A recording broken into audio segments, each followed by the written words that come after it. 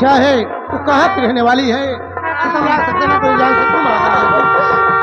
बाबूजी, मेरा नाम नीलू है। नीलू है? तू कहाँ की रहने वाली है बेटी? तू कहाँ की रहने वाली है?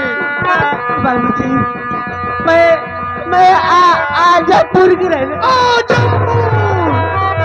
तेरे बाबूजी का क्या नाम है बेटी? तेरे बाबूजी का? बाबूजी, मेरे पिताजी का नाम जमल कुमार। जमल कुमार? लेकिन बाबूजी, मैं आपसे ये एक बात कहना चाहती हूँ। बोल बेटी, क्या कहना चाहती है? बाबूजी, मेरे पापा जमल कुमार आपको कहीं मिले तो आप मेरे पापा से इतना कह देना कि आपकी बेटी आपकी दीदार के लिए तड़प के मरी गई। बिटिया नीलू, तो जिस जमल कुमार को अपना संदेश भेजना चाहती है ना, आज उसे अभागे जमल कुमार की गोद है। तेरा बदनसीब बाप मैं हूँ। पापा, आप मुझे इस मोड़ पे मिले पापा, जो कि मैं आपसे जी भर के बातें नहीं कर पा रहा। नहीं बेटी, ऐसा मत बोल, तुझे कुछ नहीं होगा। मैं तुझे अस्पताल लेके चलता हूँ, तू ठीक हो जाएगी बेटी। ये आगे हमारे माननीय श्री परम आदरणीय महोदय राजेंद्र पाल जी। वो देखो मेरी माँ बुला रही है। नहीं बेटी, मुझे छोड़कर मत जा।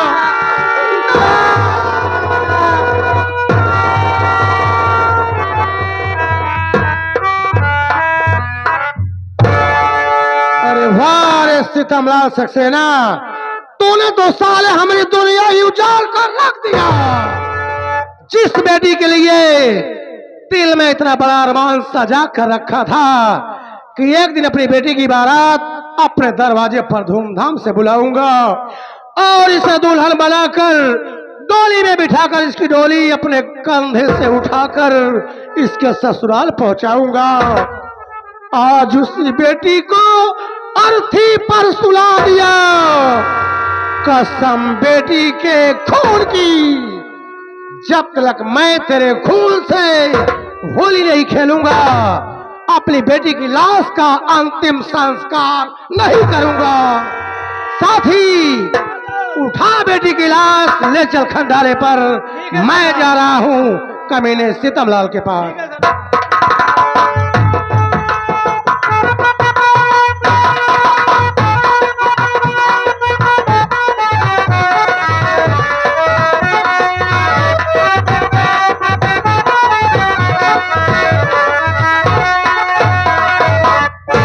चौकीदार, कहाँ मर जाता है बे? अबे आज मैं नेलुआ की हत्या कर रहा था, इतने में डाकू सुल्तान सिंह आ गया, वो मुझे देख लिया है बे, वो तो मेरे पीछे पड़ चुका है। अब साहेब, ये आगे हमारे माननीय श्री परम आदरणीय महोदय साहब। एक काम कर साहेब, कुर्सी लगा, मैं थाने के अंदर बैठने चल रहा हूँ। कोई आता है तो बता देना कि दरोगा सितमलाल सक्सेना यहाँ पर है। ठीक है ना? लगा।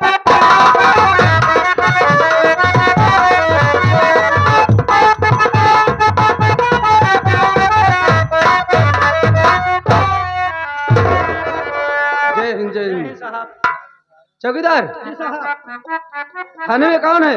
साहब, थाने में इंस्पेक्टर सितमलाल सक्सेना है। थाने में इंस्पेक्टर सितमलाल सक्सेना है? जी साहब। उन्हें बुलाओ, मैं उनसे कुछ बात करूंगा। साहेब, ए साहेब, साहबा। जय हिंद सर। जय हिंद, जय हिंद। आइए बैठिए साहब, आइए। मैं यहाँ बैठने नहीं आया हूँ सितमलाल सक्सेना। बात क्या है? मैं ये देख रहा हूँ कि तुम अच्छी तरह से अपनी ड्यूटी निभा रहे हो। हाँ? यही ड्यूटी कर रहे हो? यही आपकी जिम्मेदारी है? क्या बात है सर, बोलिए तो सही। मेरी बात सुनो। बोलो।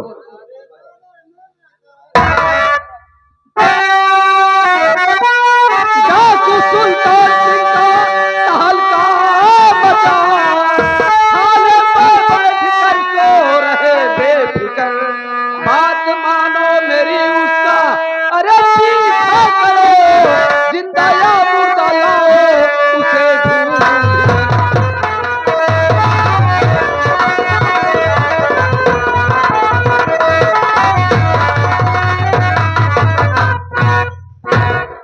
मिस्टर सीतमलाल सक्सेना, डाकू सुल्तान सिंह तहलका मचा दिया है और मैं तुम्हें आदेश दे रहा हूं कि उसका पीछा करो, चाहे जिंदा या मुर्दा, उसे ढूंढकर मेरे सामने पेश करो। तो मेरी बात सुनिए सर, आपसे मेरी विनती है साहब, यही 24 घंटे की मोहलत मुझे दीजिए। डाकू सुल्तान सिंह को पकड़ लाऊंगा, मेरी बातों पर विश्वास खुद कीजिए।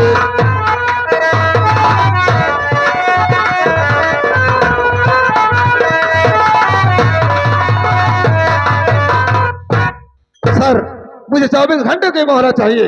मैं 24 घंटे के अंदर डाकू सुल्तान सिंह को जिंदा या मुर्दा ला करके आपके कदमों में हाजिर कर दूंगा। ठीक है मिस्टर सीतमलाल सक्सेना, मैं तुम्हें 24 घंटे का मौका दे रहा हूं, लेकिन 24 घंटे के अंदर अगर तुम डाकू सुल्तान सिंह को मेरे हवाले नहीं किए तो इतना याद रखना, ये वर्दी उतार करके इसी कुर्सी पर रख देना और यहाँ से तुम चले जाना। कोई बात नहीं सर, ठीक है। जय हिंद सर। अबे चौकीदार, साले मामला तो फंस गया। उधर सुल्तान सिंह मेरे पीछे पड़ा हुआ है, इधर एसपी साहब का आदेश है कि सुल्तान सिंह को गिरफ्तार कर रहा है। ये बता, मैं उसे गिरफ्तार करने जाऊंगा तो मुझे जिंदा छोड़ेगा? नहीं छोड़ेगा। एक काम करते हैं, चल, मौका अच्छा है, जो सामने झाड़ी दिखाई दे रही है, इसी झाड़ी में छुप जाते हैं। 1 हफ्ते तक छुपे रहेंगे, जब मामला शांत हो जाएगा तो धीरे से अपने घर निकल जाऊंगा। उसके बाद यहाँ से ट्रांसफर करा के किसी दूसरे थाने में चला जाऊंगा। आओ चलते हैं झाड़ी में, धीरे धीरे, हमें धीरे चल, कहते हैं चल। भाग रहे हो चारी, कहाँ भाग कर जाओगे? हमारी बंदूक की गोली ज्यादा नहीं भाग पाओगे। अरे आइए सुल्तान, आइए, अरे आइए, आपकी मैं सेवा कर दूं। अबे चौकीदार, अबे साले जाओ, इनके लिए फल फूल ला, चाय ला, बिस्किट ला, नमकीन ला। अरे डाकू सुल्तान सिंह आए हैं, सरदार सुल्तान सिंह आए हैं, इनकी सेवा कर बे, इनकी सेवा कर। रहने दे सीतमलाल, तेरी सेवा की मुझे कोई जरूरत नहीं है, क्योंकि तुमसे पुराना हिसाब किताब चुकता करना है। पुराना हिसाब किताब? सुल्तान सिंह, मैं कुछ समझा नहीं। समझ जाओगे, जिसे तू बार बार सुल्तान सिंह कह रहा है ना, दरअसल मेरा नाम सुल्तान सिंह नहीं है। तो क्या नाम है? मेरा नाम चमन कुमार उर्फ डाकू सुल्तान सिंह। आपको याद आ गया होगा तुझे? याद आया चमन कुमार, याद आ गया, लेकिन मुझे माफ कर दो। आज के बाद ऐसी गलती मैं कभी नहीं करूंगा। तुझे माफ कर दूं, तेरे जैसे पापी को आज तू नहीं बोलेगा, सिर्फ मैं बोलूंगा। ये बता, मेरी पत्नी आरती की हत्या किसने किया और मुझे निर्दोष जेल किसने भेजा? बोल साफ साफ। तुम्हारी पत्नी आरती की हत्या, उसके विषय में तो मैं कुछ नहीं जानता। मुझे मालूम है कि तेरा दिमाग गड़बड़ हो गया है, तेरे दिमाग का ऑपरेशन करना बहुत जरूरी है। नहीं मालूम है ना? नहीं मालूम, बता रहा हूं, मालूम है कि तेरे जैसे कुत्ते का इलाज यही है। बहुत साले, तुम्हारी पत्नी आरती की हत्या तुम्हारी सौतेली माँ कलावती भक्ति ने किया था। उसने कहा था, एक खून का इल्जाम अगर हमारे बेटे चमन कुमार के ऊपर लगा दोगे तो मैं तुम्हें 3 लाख रुपए दूंगी। 3 लाख रुपए? 3 लाख रुपए में अपने ईमान को बेच डाला, अपने कानून को बेच डाला। अगर तुझे 6 लाख मिले तो अपनी माँ बहन भी बेच सकता है। बोल सीतमलाल, तेरी माँ बहन की क्या कीमत है? मैं तुझे 6 लाख दूंगा, कीमत बोल।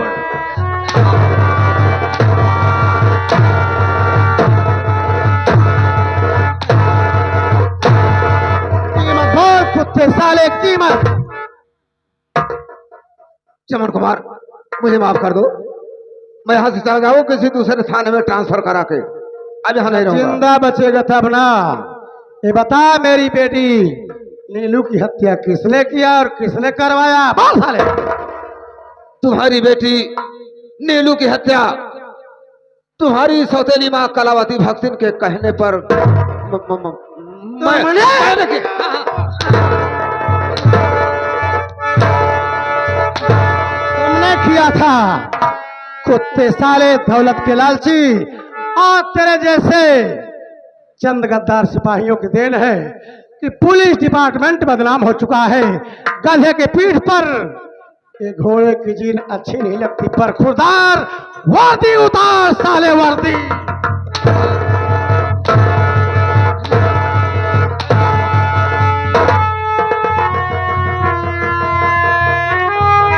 लेकिन चमन कुमार, मैं वर्दी उतार कर यहां से चला जा रहा हूं।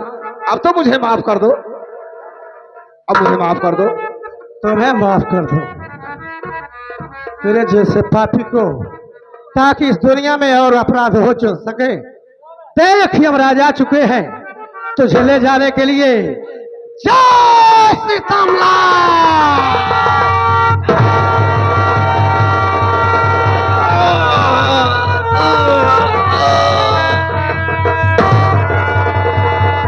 जैसी करनी वैसी भरनी। आज मेरी बेटी की आत्मा को थोड़ी सी शांति मिल गई होगी। अब यहां से चलता हूं, अभी तो कलावतिया बाकी है। जय बाबा।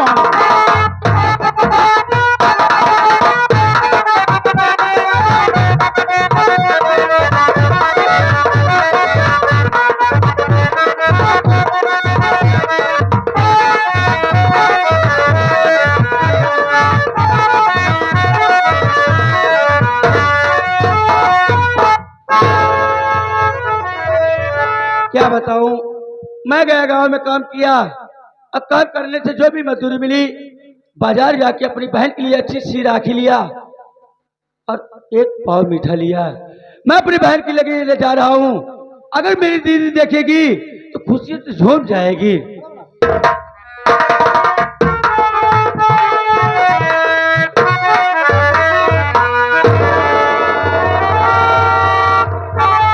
या भगवान, यही तो अपनी दीदी को बैठा के गया था। मैं अपनी दीदी को आवाज देता हूँ, अगर मेरी दीदी सुनेगी तो कुछ झूम जाएगी। दीदी, ओ दीदी, देख तेरा भैया तेरे लिए अच्छी सी राखी लाया बहन। तू मेरे कढ़ाई में राखी नहीं मारेगी दीदी। देख दीदी, तेरे सिवाय मेरा इस दुनिया में कोई नहीं है बहन। देख लुका छुपी वाली काम बंद कर दे। देख तेरे लिए अच्छी सी राखी लाया हूं, तू मेरी कढ़ाई में राखी बांध बहन। दीदी,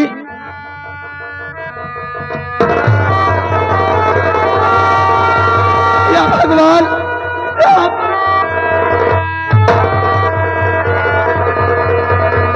या भगवान, ये खून, ये मेरी दीदी का खून नहीं हो सकता है। मेरी दीदी मुझसे वादा करके गई, ये भैया मैं तेरे कढ़ाई में राखी मारूंगा। दीदी,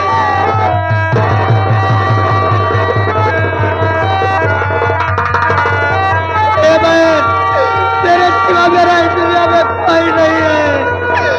अगर तू नहीं मिलेगी तो मैं मर जाऊंगा दीदी।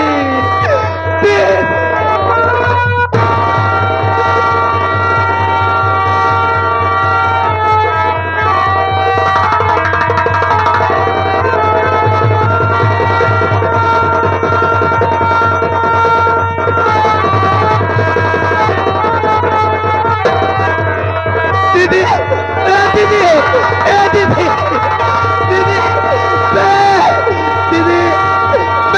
तेरे पास दीदी, दीदी।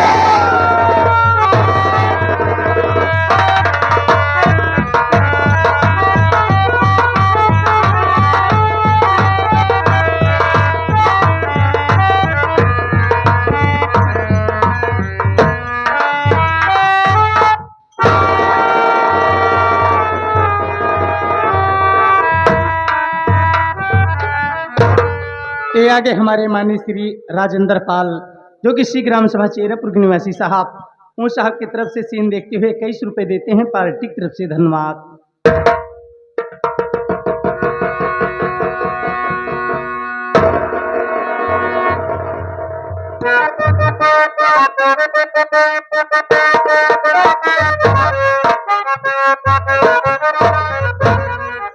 गया परमात्मा, आज मैं कैसा बदनसीब बाप हूँ कि जिस बेटी के लिए दिल में इतना बड़ा अरमान सजा कर रखा था कि एक दिन अपनी बेटी की बारात अपने दरवाजे पर धूमधाम से बुलाऊंगा और इसे दुल्हन बनाकर डोली में बिठाकर इसकी डोली अपने कंधे से उठाकर इसके ससुराल पहुंचाऊंगा। आज उसी बेटी की लाश इन्हीं कंधों पर लाद कर शमशान घाट पर जलाने आया हूँ। ये दिन देखने से पहले मैं मर क्यों नहीं गया परमात्मा, मर क्यों नहीं गया।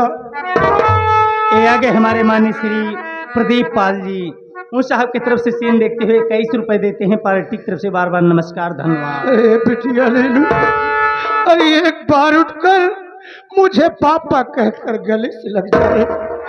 बरसों से पापा शब्द सुनने के लिए मेरे कान तरस गए हैं। बेटी नीलू, बेटी।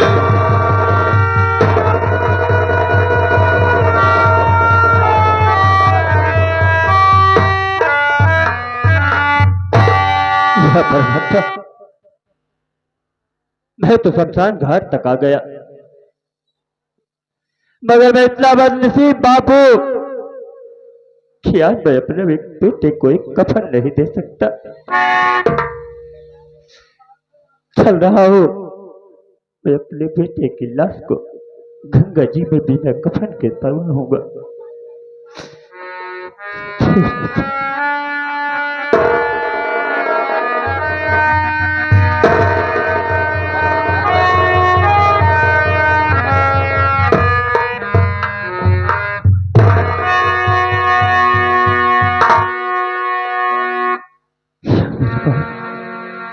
ये बच्चा देख रहा हूं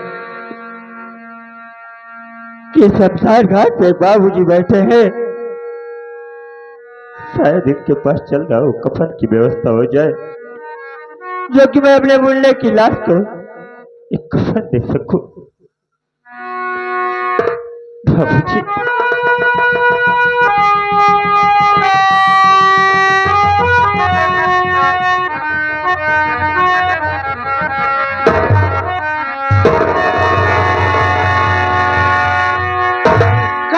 इंसान है, क्या तुझे मालूम नहीं कि ये शमशान घाट है और शमशान घाट पर मासूम बच्चे को लेकर आया है। तेरा बच्चा डर जाएगा, उठा बच्चे को और लेकर दफा हो जाएगा।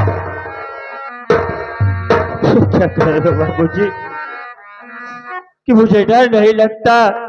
एक मासूम बच्चे को शमशान घाट पे लेकर आया हूँ। बाबूजी ये मेरा मुन्ना जिंदा नहीं है, ये नहीं डर सकता। ये तो इस दुनिया को छोड़कर जा चुका है बाबूजी। क्या कहा? तेरा बच्चा इस दुनिया में अब नहीं है? हाँ बाबूजी। लेकिन मैं तुमसे ये जानना चाहता हूँ क्या बाबूजी? तेरा नाम क्या है? तू कहाँ का रहने वाला है? कैसे हैं तेरे घर के लोग जो तेरे मासूम बच्चे को ये कफन तक न दे सके? मैं कफन दूंगा तेरे बच्चे को, मैं कफन दूंगा। बोल तेरा नाम क्या है? तू कहाँ का रहने वाला है? बाबूजी अगर मैं अपनी सच्चाई आपको बता दूंगा तो क्या आप मेरे बच्चे को कफन देंगे? हाँ मैं कफन दूंगा। बोल तेरा नाम क्या है, कहाँ का रहने वाला है? बाबूजी मेरा नाम कंवर कुमार है और मैं आजमपुर का रहने वाला हूँ। हमारी सौतेली माँ है जिनका नाम कलावती भक्तिन है और एक हमारे बड़े भैया थे जिनका नाम चमन कुमार। ये भाई कमल कुमार है। इसे मैं कैसे बताऊं कि तेरा बड़ा भाई चमन कुमार मैं हूँ? ये मुंडा कमल, मुझे गौर से देख, मैं कोई गैर नहीं रे। तेरा बदनसीब भाई कमल कुमार मैं हूँ मुन्ना। आ मुन्ना कमल मैं तुझे गले से लगा लूं।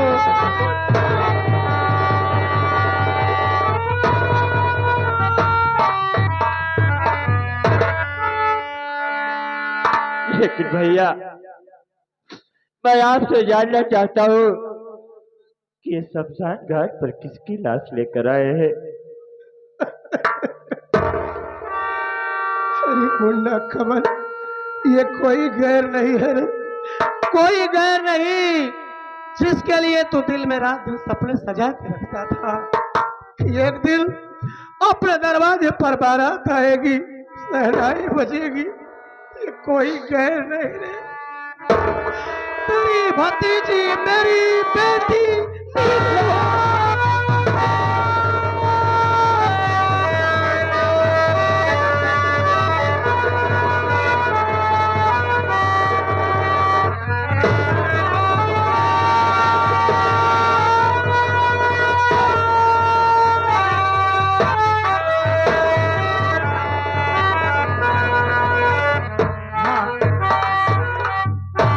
हमारे माननीय श्री परम आदरणीय महोदय साहब प्रदीप पाल जी, जिनके सौजन्य से हम लोग आए हैं।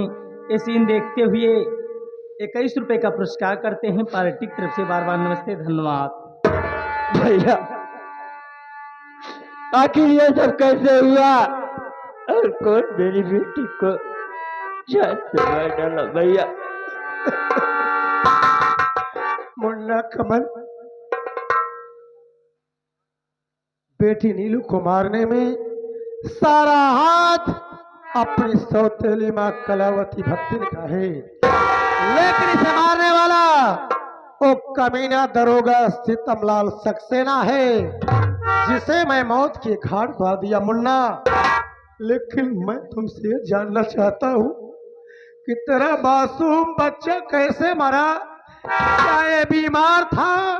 बोल मेरे भाई, तेरे मासूम बच्चे की मौत कैसे हुई? मुन्ना, मेरा बच्चा बीमार नहीं था भैया। आज बता रहे हो कि तेरी नीलू बिटिया क्यों सौतेली मां मार सकते हैं, तो आज मुझे एहसास हो रहा है कि मेरी पत्नी ने मेरे बच्चे की जान नहीं ली। ये शायद सौतेली मां का ही कर रचना है जिसने मेरे बच्चे की जान ली है। भैया क्या कहा मुन्ना कमल? हाँ भैया, तेरे मासूम बच्चे को मारने वाली अपनी सौतेली मां कलावती भक्तिन है। हाँ भैया।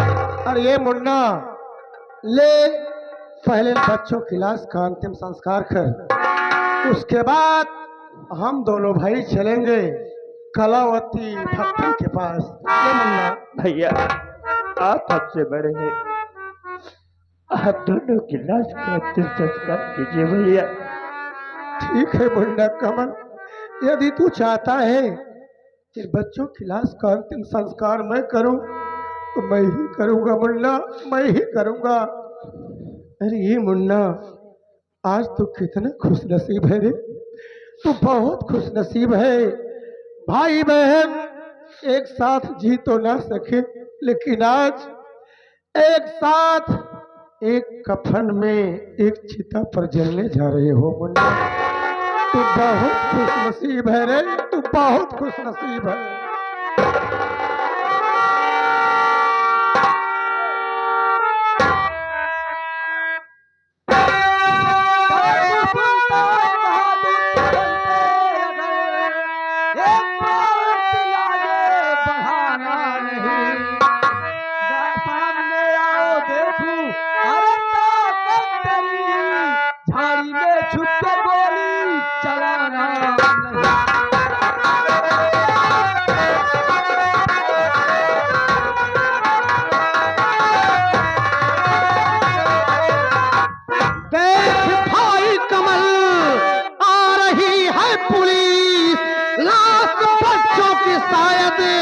चल पाएगी, फिर रखा है चारों तरफ से पुलिस, हथकड़ी हाथ में शायद लग जाए। लाश भैया जलाकर दफन कीजिए, लाश भैया।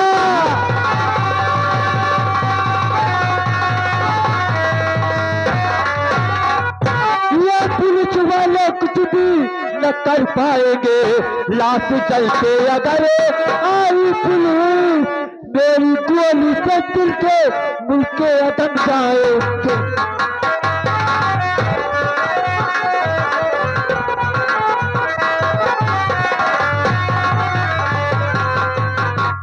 भैया आप दोनों की लाश को जलाकर दफन कीजिए। देखता हूँ आज ये पुलिस वाले क्या करते हैं। अगर मेरे गांव गोली के सामने आए तो ये सीधे मुल्क के अदम जाएंगे। भैया मुन्ना कमल, तू कानून को हाथ में लेगा? नहीं मुन्ना, कानून का बागी मैं हूं। मैं नहीं चाहता जिस भाई के हाथ में कलम पकड़ाया आज उसके हाथ में बंदूक हो। नहीं मुन्ना, ला बंदूक मुझे दे, पुलिस को मैं संभालता हूँ। और ले जा बच्चों की लाश का अंतिम संस्कार कर। भैया आज बहुत दिनों के बाद तुम मुझसे मिले हो, मुझे लाश को दफन करने दीजिए। कहीं ऐसा ना हो कि फिर आप मुझसे बिछड़ जाओ। मुन्ना कमल, तू चिंता मत कर, अभी तू नादान है। तुझे क्या मालूम कि पुलिस वालों से कैसे निपटा जा सकता है। इसलिए जिद ना कर, ला बंदूक मुझे दे, पुलिस को मैं संभालता हूँ। और ले जा बच्चों की लाश का अंतिम संस्कार कर। अभी तेरा बड़ा भाई चमन कुमार इतना कमजोर नहीं है मुन्ना, अभी तो सब पुलिस पर मैं अकेला भारी हूँ। ला बंदूक मुझे दे, पुलिस को मैं संभालता हूँ। और ले जा बच्चों की लाश का अंतिम संस्कार कर। तुझे मेरी कसम है। भैया आप मुझे कसम देकर मुझे मजबूर कर दिए। ये लीजिए भैया, आप दोनों की लाश को दफन करिए। ठीक है, मैं दफन करने जा रहा हूँ भैया। मुन्ना कमल, रो मत मुन्ना, मैं तुमसे बहुत जल्द मुलाकात करूंगा। देर मत कर, मुझे कुछ नहीं होगा। जल्द लाश उठा और ले जा अंतिम संस्कार कर, नहीं तो पुलिस आ जाएगी तो जान मुश्किल में पड़ जाएगी। उठा बच्चों को। ठीक है भैया।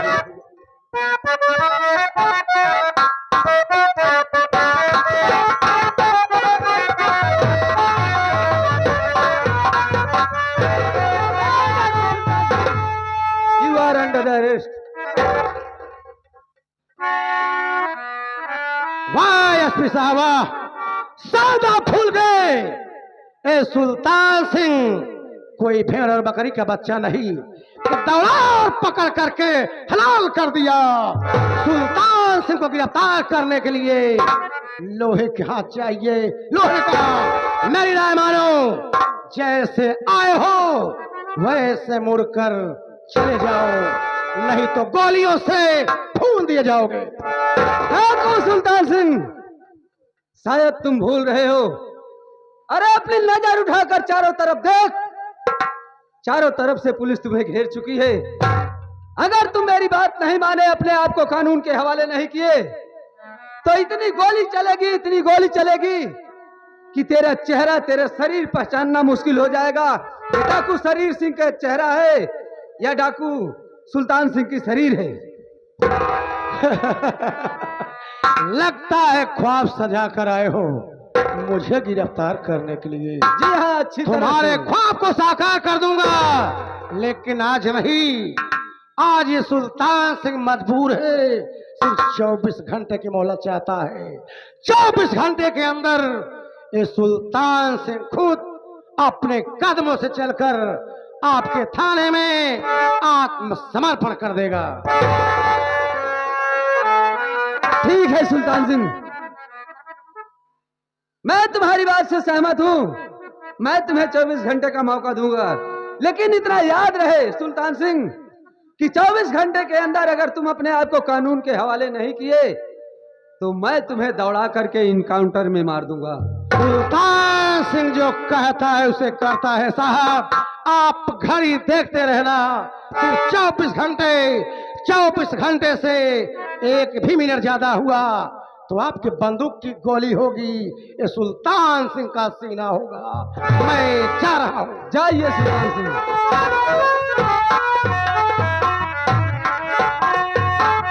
साहब, जिस सुल्तान सिंह को आप तलाश कर रहे थे, वही सुल्तान सिंह आपके सामने आया, आप उसी सुल्तान सिंह को छोड़ दिए, बात क्या है साहब?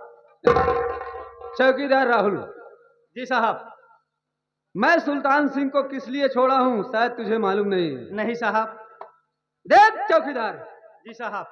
मैं सोच रहा हूं कि अगर मारूं तो एक डाकू को क्यों मारूं, क्यों ना मैं इसकी पूरी गिरोह खत्म कर दूं। जी साहब। यही सोच करके मैं डाकू सुल्तान सिंह को 24 घंटे का मौका दिया हूं। और हाँ, तुम इतना याद रखना, डाकू सुल्तान सिंह पर तुम्हारी 24 घंटे निगाह रहेगी। उसका साहब। पीछा करो और पता करो कि ये कहां जाता है, इसका अड्डा कहां है। ठीक है साहब। समझ गए? ठीक है। इसीलिए मैं डाकू सुल्तान सिंह को छोड़ा। चलो।